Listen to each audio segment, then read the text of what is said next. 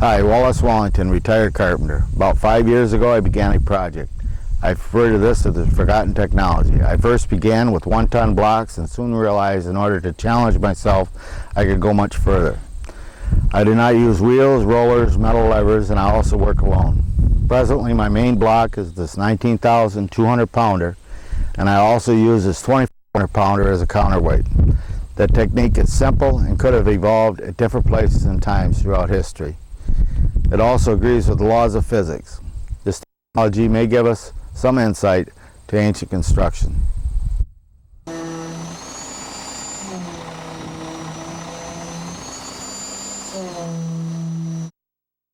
Anyhow, it's been a month now since I poured the blocks here. Okay, we're ready to strip them because the concrete's reached full strength. First off, I just got to tip it back. I got to raise the block up at least 1.5 inches to get the forms out from underneath and get my fulcruments attached underneath there. So the total weight of the block is just about 20,000 pounds. I've added nearly 1,000 pounds of weight out there on a counterbalance. I've hooked that to the top of the block. That way most of the work is being done by that. And I'm going to use some class 1 levers in front here to raise this side up. Also, I've offset the fulcrum under the block, so I'm not tipping the whole thing. I'm just tipping part of it. All I got to do is lift part of the block. And I expect it's going to be uneventful. We're just going to go ahead and do this. There's no excitement involved, none or nothing, I hope. So we'll just see how it goes. I'll take you around the other side, show you a little bit more about it. This is the center of the block. Okay, I'm going to, when I place some shoring, I want to put some shoring on this side so that I'll clear that side so I can work over there for a while. All I have to do is place this shoring, place these blocks underneath it when I tip it up. Then I'll be able to balance everything on this side here. Okay, in order to make things easier on myself, I've undercut the forms here a little bit so I can offset the fulcrum. Let's see, I had a piece of chalk here. Yep. Okay, my fulcrum point's going to be right in here. That means I got this much of the block, 18 inches, is balanced by this side.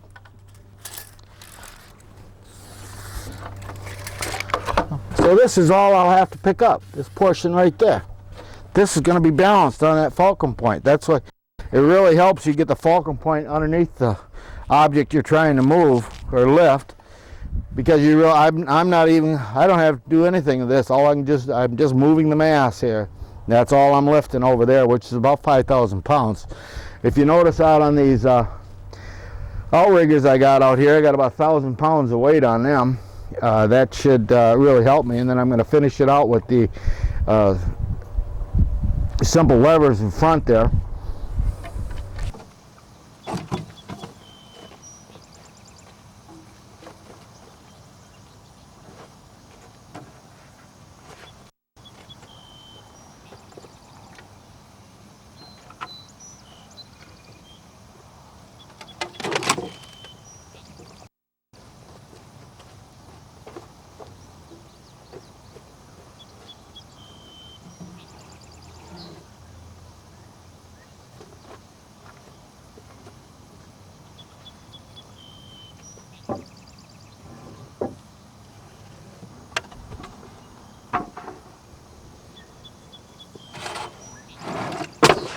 Back level, this shouldn't be too hard. I added a bunch of weight on there, and I'm going to work at it from the other side with a lever. Tip it up, get some shoring underneath the other side.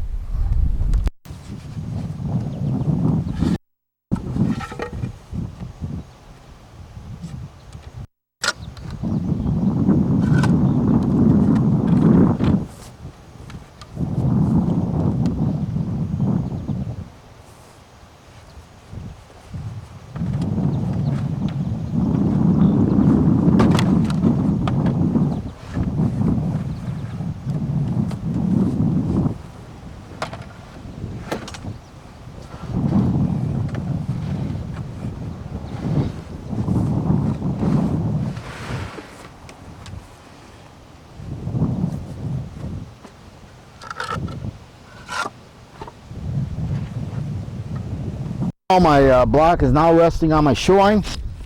This end is loose to the forms. It's touching down over there, but all I have to do to get rid of that is to add some weight to the other end.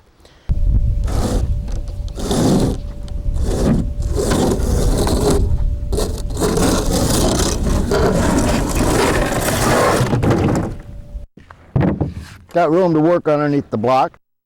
I've ready to set my fulcruments. I had much uncertainty on how it was about the fulcruments. I plan to use this steel. I got a heavy duty trailer from local hardware, and I would have liked to have used stones for this, but due to safety I considered to just use the steel, because even if I did it with stones, I wouldn't prove anything.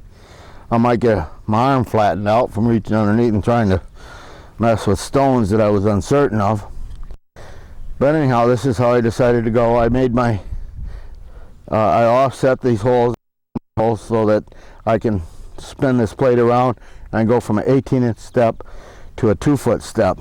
I'm going to balance the weight of the block on that one spot there and walk it around. I think it'll work well. I'm going to mount it up now. It should just slide. I got enough clearance here. I can slide it right underneath. Actually, it's going to go on the other way. Notice I put a little shim on this end, so it'll set on a little bit of an angle there. But I can slide it underneath, put the bolts on, and we'll be ready to go.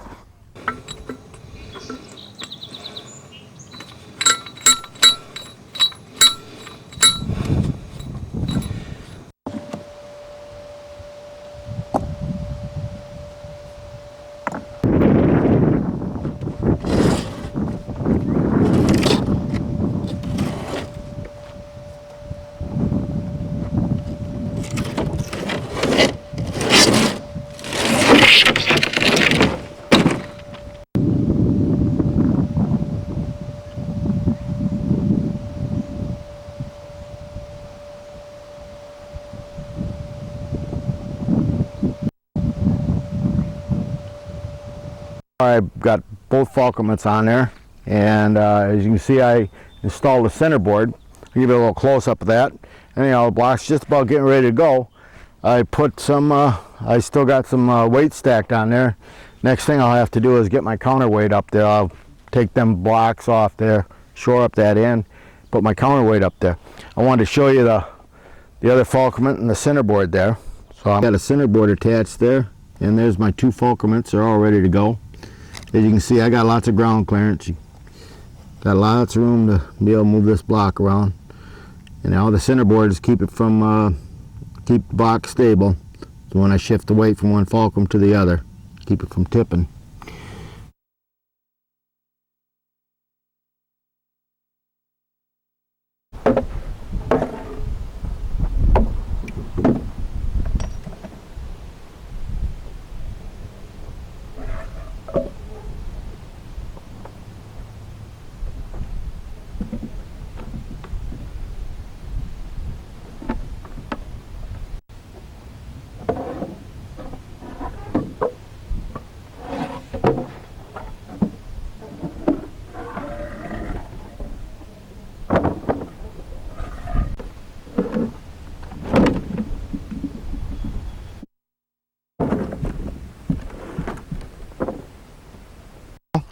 I walked it also forms onto a 2x4, and now I want to walk this block around. Oh, here's a nice one. Looks like a little egg. Anyhow, I'm going to push this in there. There's my balance point that I want to be. I'll push it in there 12 inches.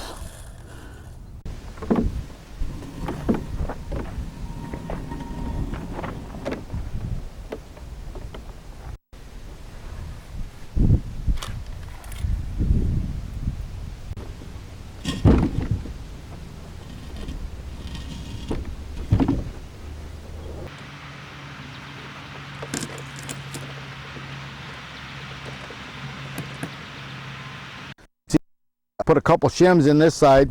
I'm gonna start shifting the weight back and forth, bring the block up vertically. Once I get it up about 4 inches, I'm gonna be able to put my shoring box on.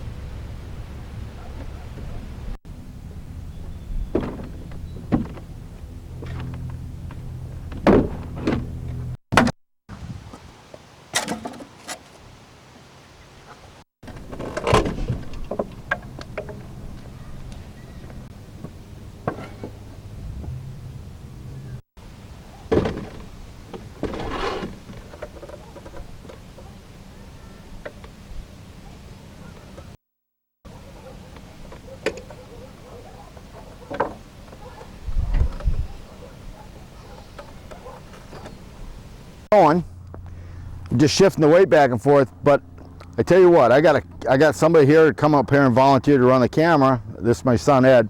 What I'm gonna have him do is step in here and he's gonna shift weight for me. You're just gonna use his body weight and I'm gonna place the shoring. This thing is gonna really roll along now. It's only gonna take a couple minutes to put this block up on top.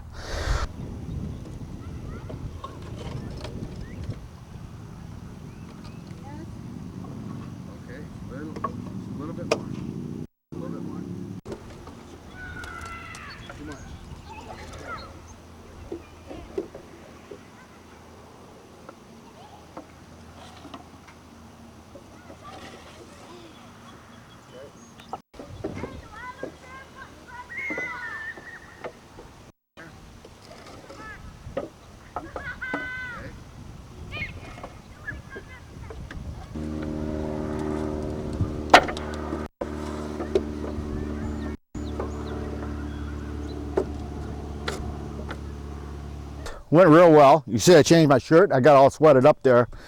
Anyhow, we reached the top of the box here.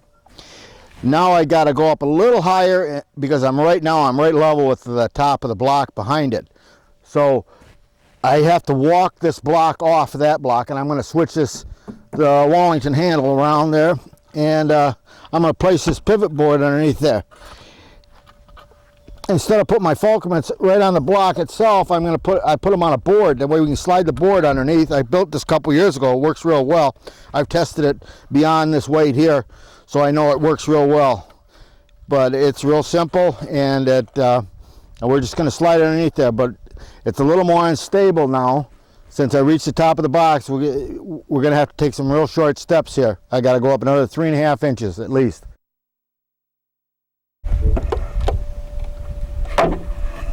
Oop, right there. A little more. We're just going 3/4 inch at a time. A little bit more. That's it right there. Okay? In the way when we went to walk off on the block. If this thing slips in some way, Ed, you just get the heck out of the way. There's nothing you can do to stop it from going. Weight shift. Oh. Held it right there.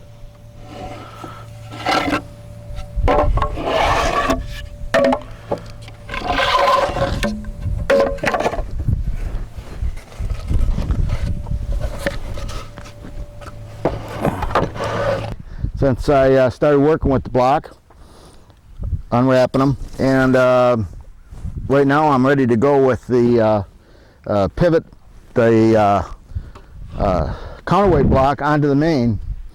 I switched some handles around from the vertical walk. I've added some counterweight out there. I've installed some handles here so I can have better control, keep stability. I also had to add a little weight here to maintain a little bit of balance there. And anyhow, I gotta rotate the block 900 degrees. That's 2 360-degree rotations and one 180 to get it fully on that block there. I'm doing a 6-inch step each time. At every 180 degrees, I have to stop and shift the counterbalance weight so I can walk on the other pivot.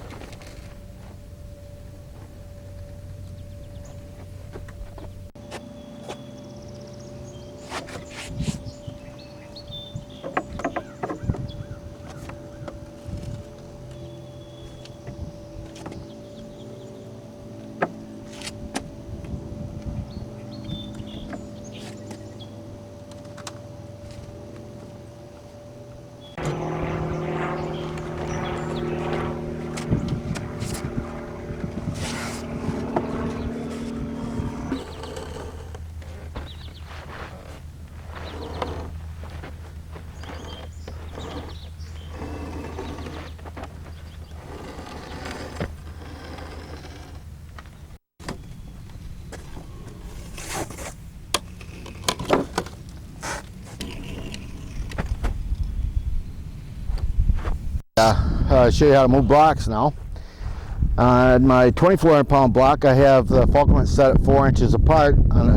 That's 2 inches either side of center. So by applying about 40 pounds of pressure on my lever here, I can rotate the block 180 degrees, which then moves it.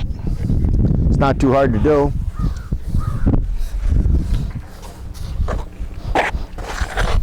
This moves my counterweight down to the other end, so then I can move the main block.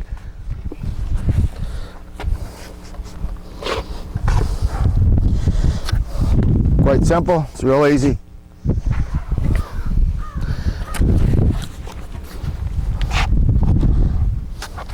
Not a problem at all.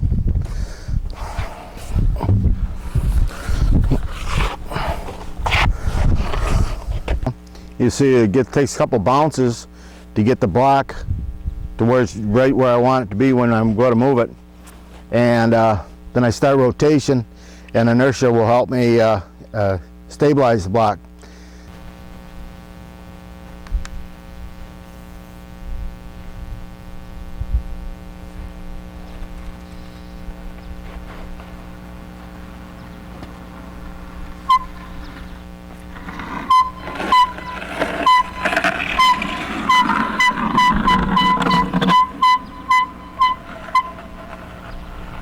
Doing today is I move my block that way. What I want to do is get it down by that end of the staging area in order to do a little side step. I figured out that I need to go move my block 4 inches closer to the hole. I want to do it with a side step so I can walk it straight down there later on and be able to stand it right up.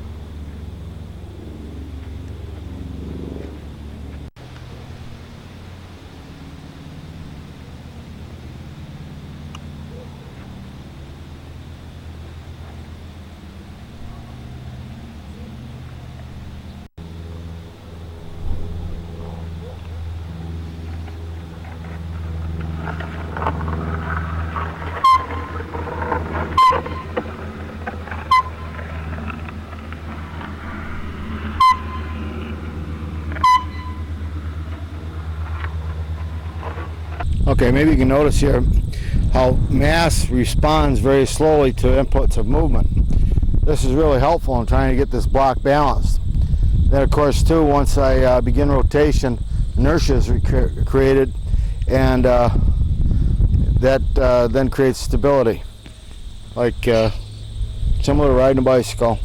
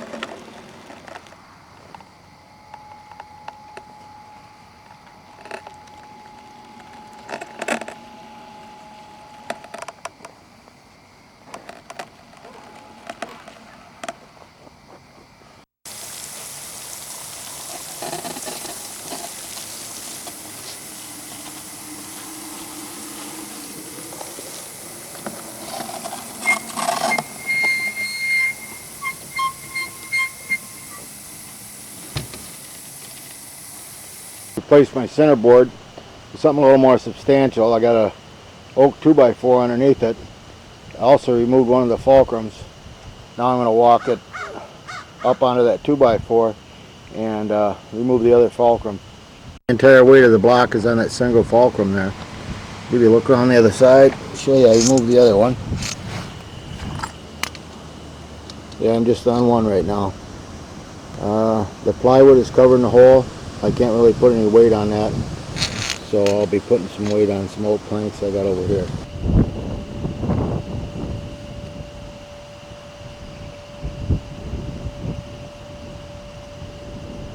The fulcrum down there is now off the ground, so I can remove it now and take another vertical step.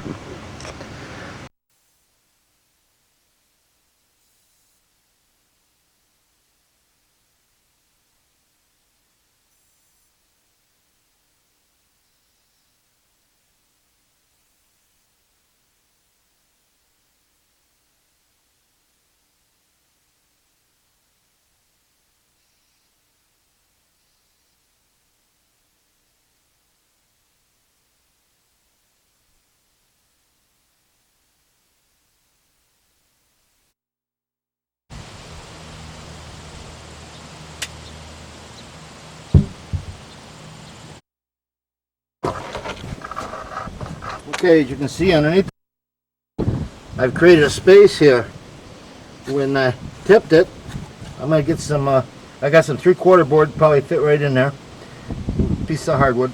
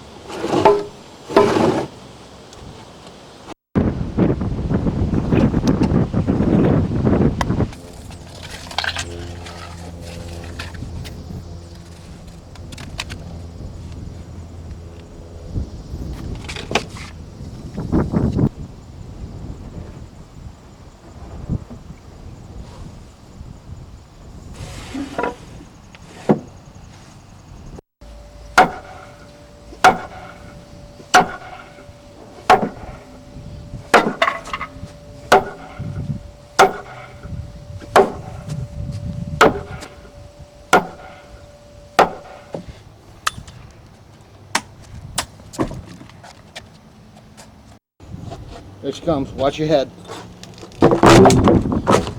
Very good.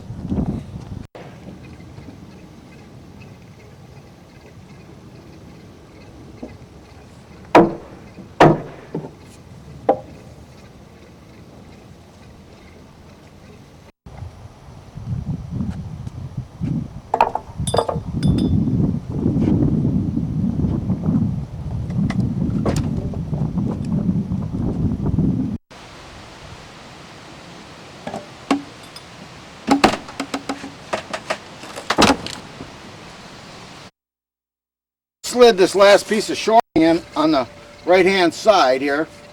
I put a lot of grease on it because I want to, when the block tips, I want to slide on that board because it's got to slide in order for the center board to get into the vertical position. I just got to tip it back one more time, get a full board in the left side. Of course, at that time I'm going to install my brake over here, a couple of 1-ton blocks and a log so I can hook a rope on it so I can slow things down to stand the block on end.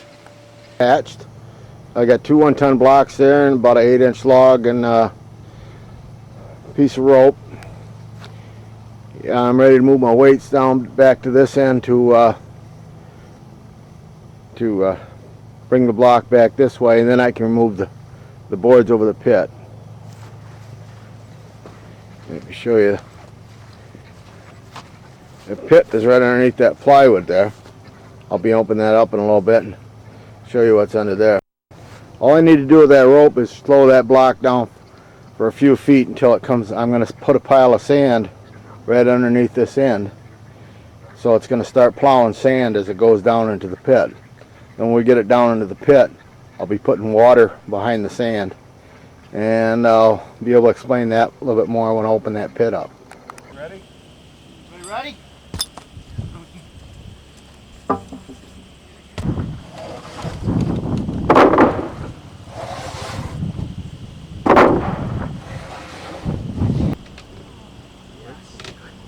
Yes.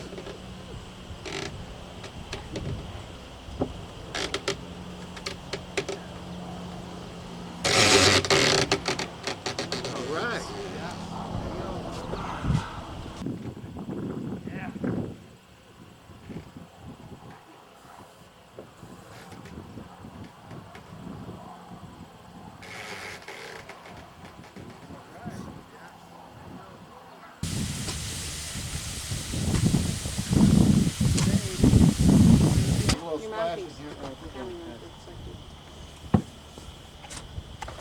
I don't play off. I didn't get fast. All these people. Oh my! I don't play.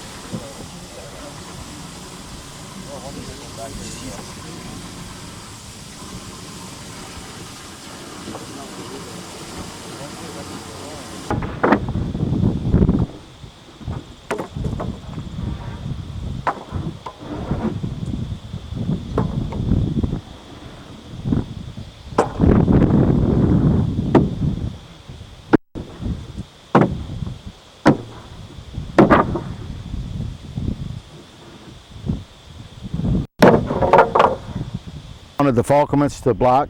I just want to show you some of the ways I've done it. Where I wanted to place the fulcruments, according to how I'm going to move the block, what I'm going to use.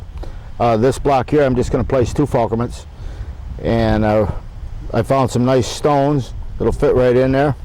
Chip some holes in the block, and want a little bit of a flat spot. That one will work good, right, just like that. And that one looks like it fit in there just fine.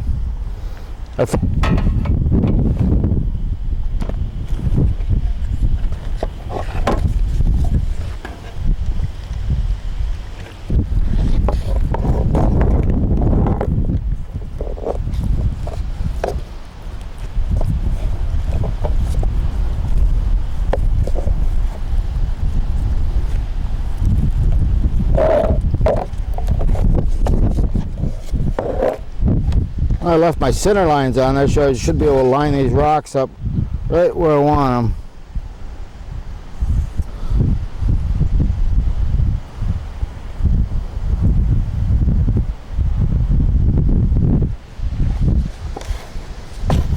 I want to keep them fairly even. If I can get a flat spot, that's good.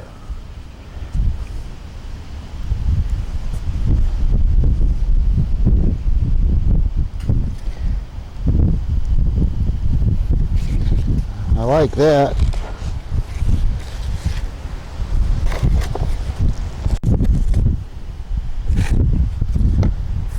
There we go. Just gave my block some feet in order to walk. Okay, I'm going to show you this other one over here. This is the second way I came up with. I just drill the holes where I want the fulcruments, and I'd use a bolt, a rag, and just drive it in there.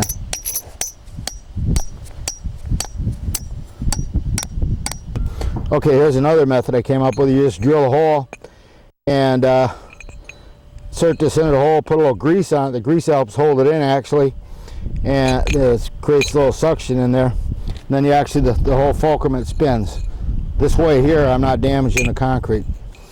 Or of course the other way too. I showed you that board where I put the fulcruments right on the board. This is pretty neat because I don't have to roll the block over. I tested that for about 3,000 pounds. Now I'd like to show you a demonstration of my Egyptian hoist. I call it my Egyptian hoist, or that's what I refer to it as, because I use the 2 angles of the Great Pyramid. The interior angle is 26-degree angle. It's just a simple 1 unit of rise and 2 units of run. The other angle is the outside angle I use from a ramp to hoist the blocks on. It's just a simple 3, 4, 5. It's close to 52 degrees. The 3 units of run, 4 units of rise, and the diagonal is 5 units. You also notice too a simple roller I placed to the top. This to redirect power. This 100-pound weight that I found I could hoist alone at the speed of 10 vertical feet in 6 seconds. This creates over half a horsepower. The other weight I'm working with here in my demonstration is this 505-pound block. I made this up to demonstrate what 3 men could do on the hoist, and I also included some fulcruments on it so I can move it around. The block weighs 505 pounds, and I found out that 3 of us could hoist at 10 vertical feet in 4 seconds. It's creating about 2 1/4 horsepower. 30 men, instead of 3, could hoist over a 5,000-pound block at this speed.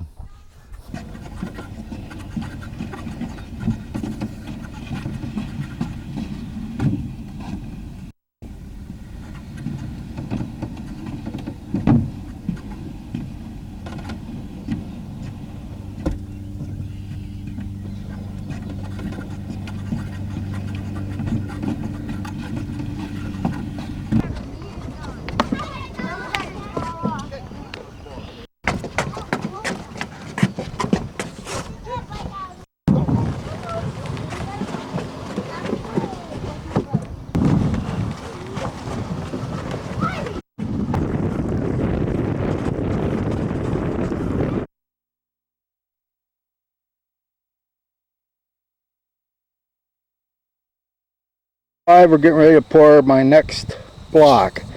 The dimensions of the block are 2 foot deep, 4 feet across, 16 foot 8.5 inches. I believe the block weighs in the neighborhood of 20,500 pounds. I have calculated the concrete to weigh 20,050 pounds. The 600 pounds of resteel displacing 1 cubic foot of concrete, which brings it up to 20,500.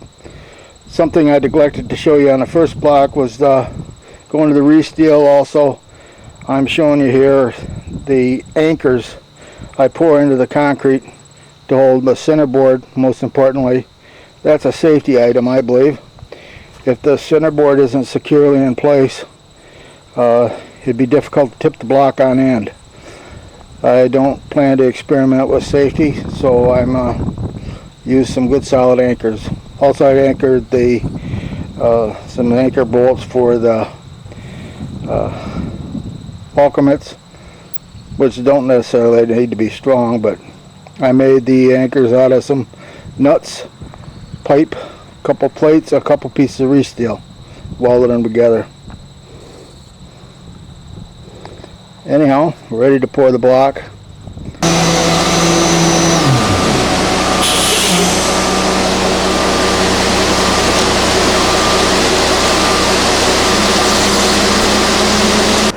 Okay, here's young Jimmy. He's helping with the strike off the block. There's Brendan over there.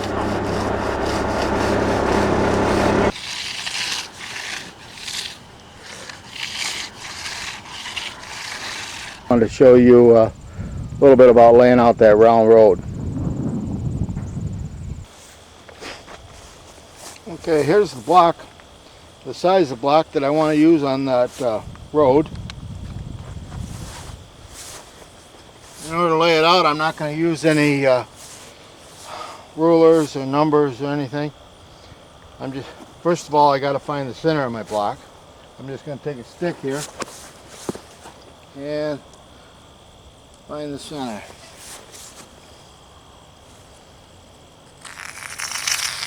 By going corner to corner without using a measurement, I can intersect the corners, give me the center of the other line, which will be the center of the block.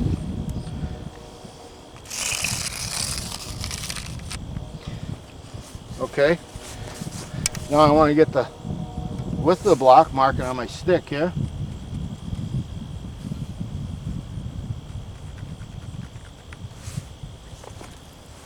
Now I want to establish the center of the stick. The intersection point there. All right. Now I have this is the point here, the center. Now if I wanted to roll this block around, I could make it round. One way to be to strike an on it here and shave off this part of the block. The block would be round, so it would roll. What I got to do, since I want to keep the block square, I have to take this dimension of the block and place it over here to make it the same size.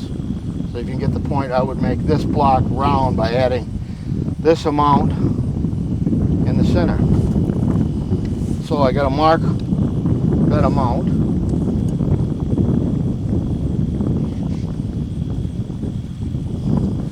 So I got the three things I need. I have the difference, I have the center, and I have the width of the block. That's all I need to lay out that road. Okay, stepping over here to a piece of plywood I can lay out my pattern with. First thing I have to do is establish a working line, which could be pretty simple to do. Something like this. Just parallel the edge of the board. That's how I test the material road out of. Now I have to establish the center.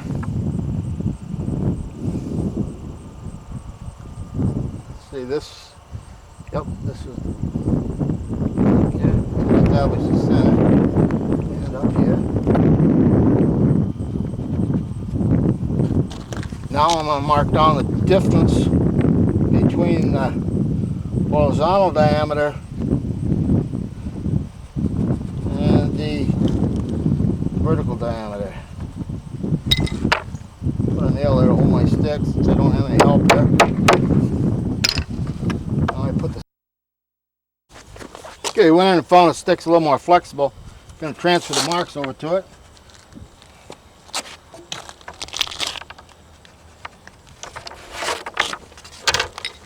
Back in there. Now the center of the block is on the nail there, and I want to bring these 2 points back to the line. So that they don't have 3 hands, I have to put another nail in.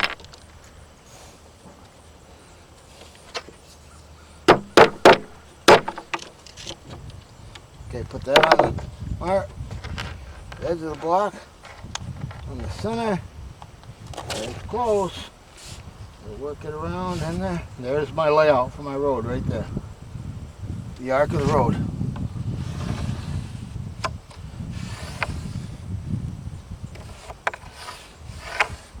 Okay, I'm going to add this piece onto that block when I roll it. And there's the length, or the diameter of the block, which will be rolling on the road. And I raise the block that much, so the center line of my block doesn't go up or down. So in order to roll the block over the road, I don't have to lift it. Another thing I can show you here, there's little proportional measurements.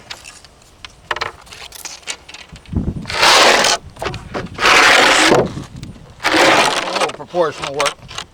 Let's say I want to make a square point here, and let's say a 52-degree angle on there.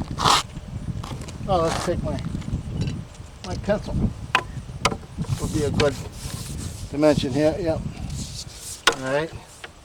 I'm just going to mark out 5 segments of my pencil on this board. 2, 3, 4, 5. Look at that come out right in that mark there. How about that? Look, there's an extra one there. Okay, I'm just going to lay out a 3, 4, 5 here for you. Starting point. On out 3 segments. 1, 2, 3. Now vertical.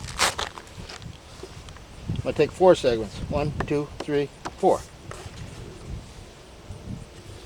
A little arc there. Now, 5 segments from this. I'm going to intersect that line.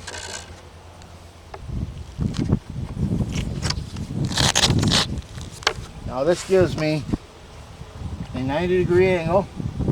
It's just typical 3, 4, 5. Just showing you how I do it. In case you don't know.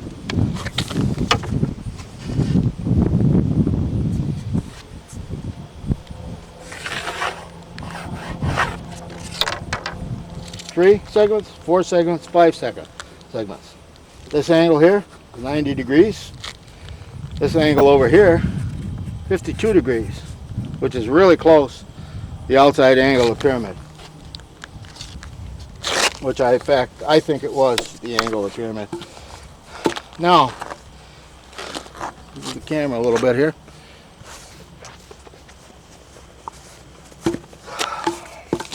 Now I'm going to just draw, since we established a 90-degree angle, I'm going to go a 2 segments and 4 segments. 1, 2, 3, 4. Now this angle, believe it or not, is the angle of the interior ramps of the pyramid, 26 degrees. That's just a 1-2 angle. 1 unit of rise, 2 units of run. I use 2 and 4, but it's the same thing, proportional measurements. So I got the inside ramp angles and the outside angle. No tape measure.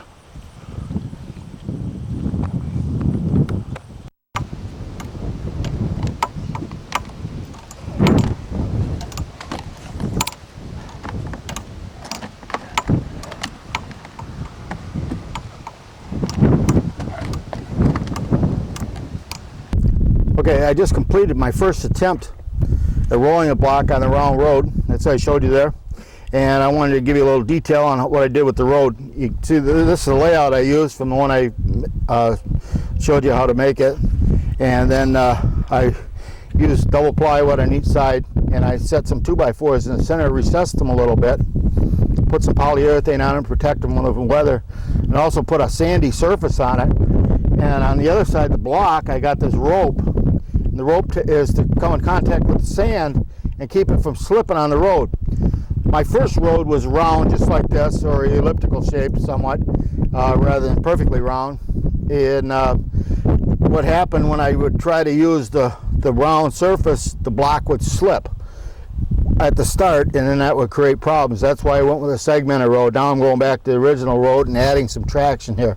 The original design, the original road I started with seems to work real well. It's real smooth. You can see by the demonstration there. And the rope works well in keeping traction so the block doesn't slip when it's climbing the road. And also the momentum, once you get it started, I want to keep on going because the momentum really is helpful there.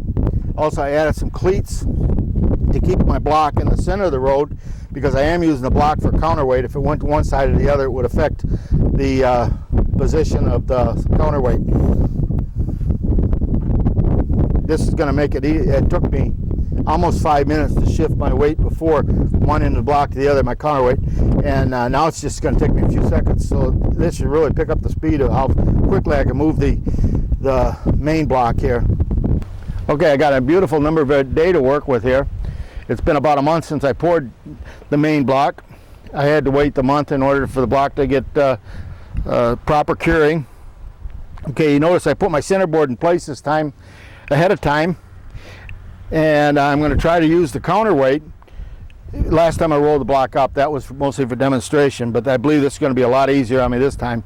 And since I got my counterweight in place, I can walk it back and forth, removing pressure from the ends of the form and start to remove them 2x4s down there, and I should be able to walk the block right off of my formwork.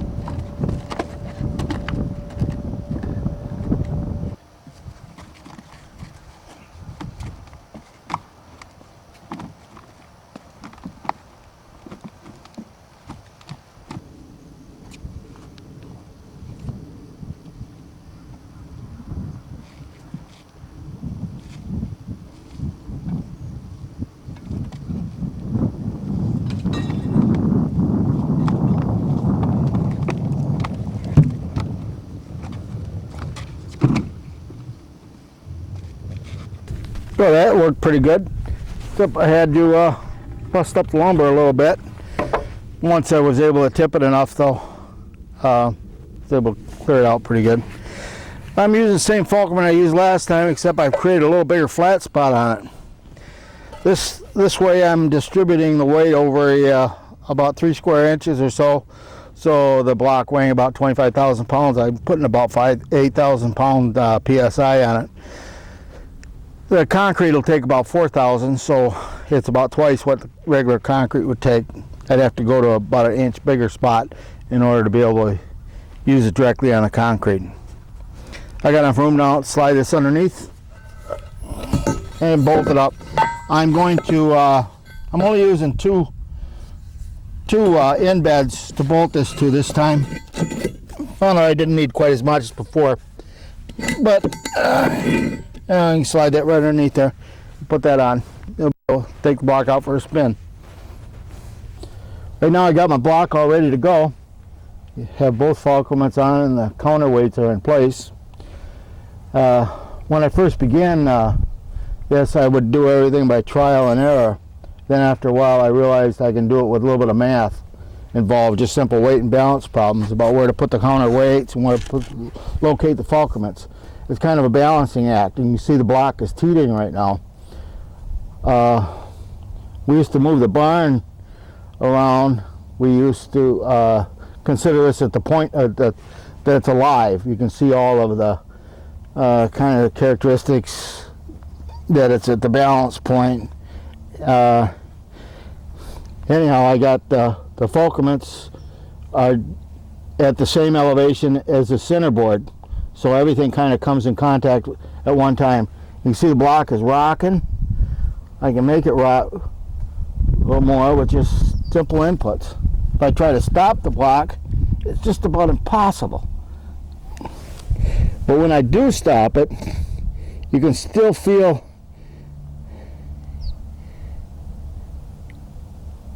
it appears to stop, but I can still feel it rocking. It'll do that for quite a while. Kind of like the energy is flowing back and forth in it. Momentum and that sort of thing. But anyhow, this block is ready to move right now. You see it's just the entire weight is on the one Falkman point.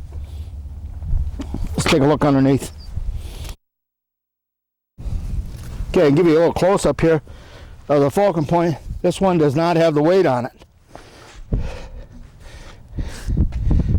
See, it easily goes up and down off the ground there. Then the centerboard, you can notice that. Let me change the angle a little bit here. Okay, notice while the block is rocking there, both points on the centerboard are clearing the ground. Means the entire weight, let me lock it a little more here. Everything, absolutely everything, is on that one point. This is what's kind of neat about this, handling this mass weight. You can stick it on a point real easy and it wants to stay there. I mean, it would take an input to knock it off at a point. You want to keep it so all four are just about the same elevation. It did help a bit for me to give it more of a flat spot down on the Falkman down there. When I was just using a 1/2 inch flat spot, it would easily come off it. Now let me give you a look at the other Falkman, the one the weight's on. Okay, all the weight is on this one. Let me get the block rocking a little bit.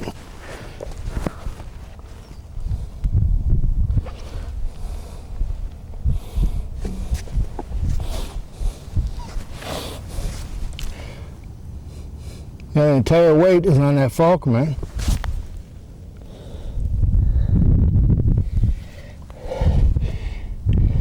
That means all I'll be moving is mass. I just have to overcome friction on that one point and I can move the mass, not the weight. The weight's being taken care of here.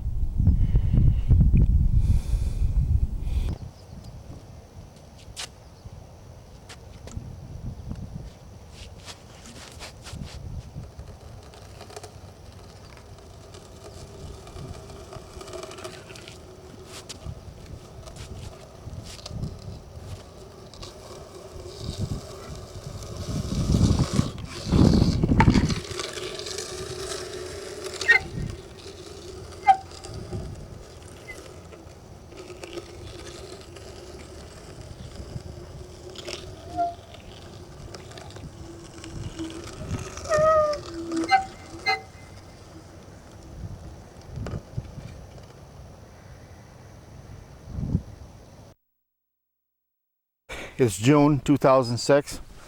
What I'm going to try to do now is to walk my block up against the vertical block. See how tightly I can get it fit by the walking technique. Notice I changed the center board, just put some spacer blocks in there. And also I added some handles on my counterweight block. This is going to make it a little easier. I don't have to climb up on the block to roll the counterweight.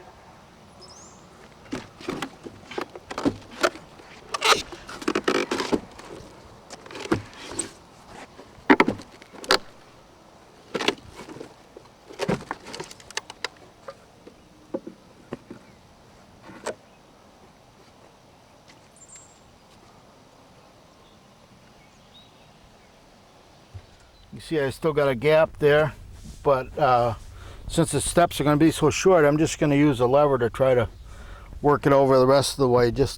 I put the counterweight in the middle, and I'm just going to try to lever the block over and walk it over one end at a time.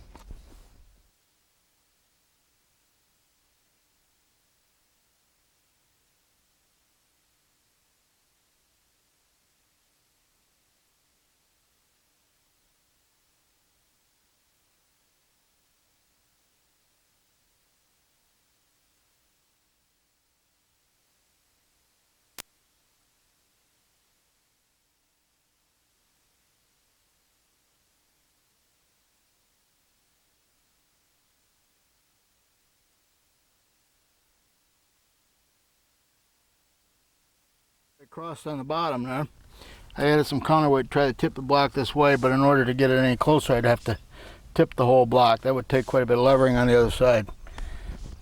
Okay, thank you for giving me a chance to show you what I've been doing. And after this video, I have some clips of earlier projects I did. And until I get a chance to do another edit, thank you very much.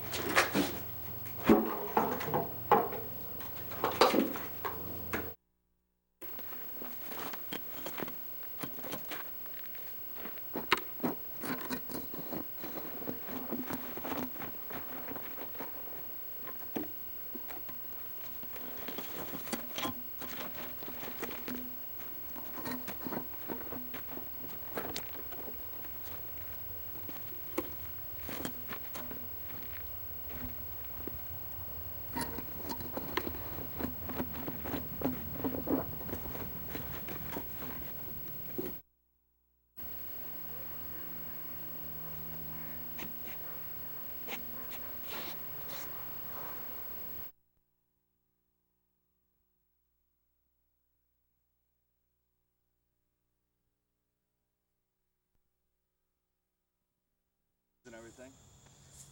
Okay, we're going to attempt to move this barn today using the techniques involved that I think I've rediscovered and forgotten technology. We're going to attempt to move this barn by hand.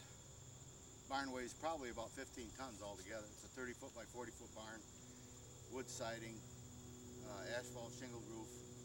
Come on, let's take a look at the barn and see what we got.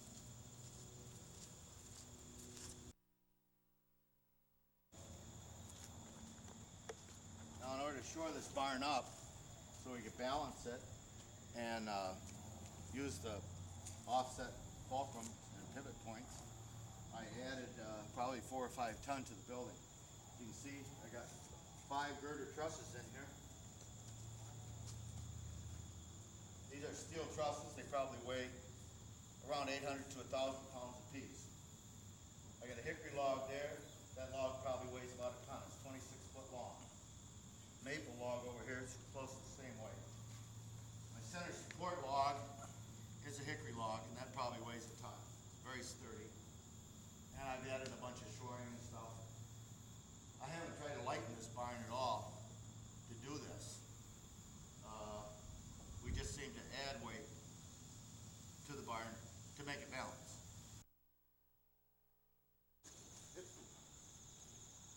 close. It's not quite there yet. That's real close. Now, what we're going to try to do is to transfer the weight onto one point. And actually, in turn, what we're going to do is walk the building. In order to do that, here we got to go to the outriggers.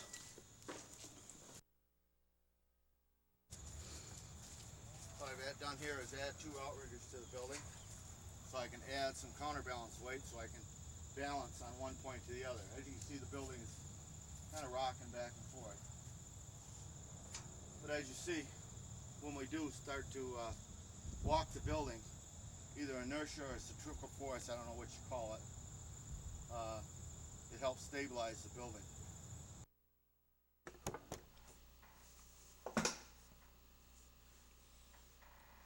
Okay, when I first got started here, it was really muddy. As you can see, all the water there sitting on the ground. Also, too, the trees were in the way there a little bit. I was rubbing on the trees. We ran this little fast forward.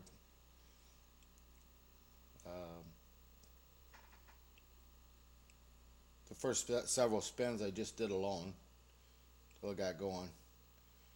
You can see by the calendar here on the bottom, I started this in September of 2000. I spent some time here waiting for the ground to dry up. I was anxious to get going just to see if the thing had worked though. Every time I'd do a half rotation, I'd have to move my counterweights to the other side and reset the jack. Each time I reset the jack, I'd have to push some shoring into the ground until I hit it stable. As you can see, there's a little trench there. That was really kind of rough to cross there. There was a lot of water in it. I had to dig that trench down in order to cut them posts off.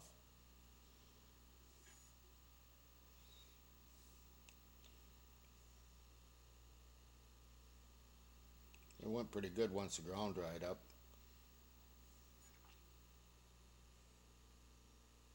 And I got off on the grass over there.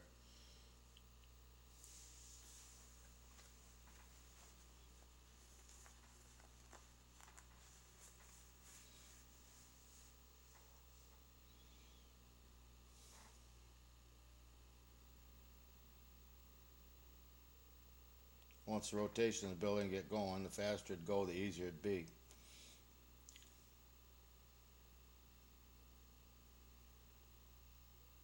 Rotation of the building creates stability. You can see my kids wanted to jump in here and give me a hand eventually. Everybody wanted to try it.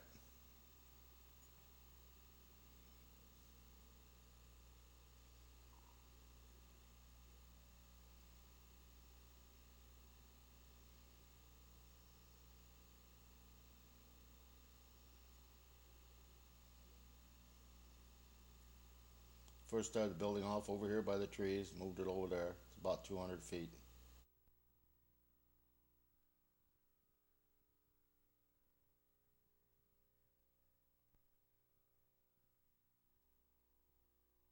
I'm ready to go with it. I'm going to try to take it outside.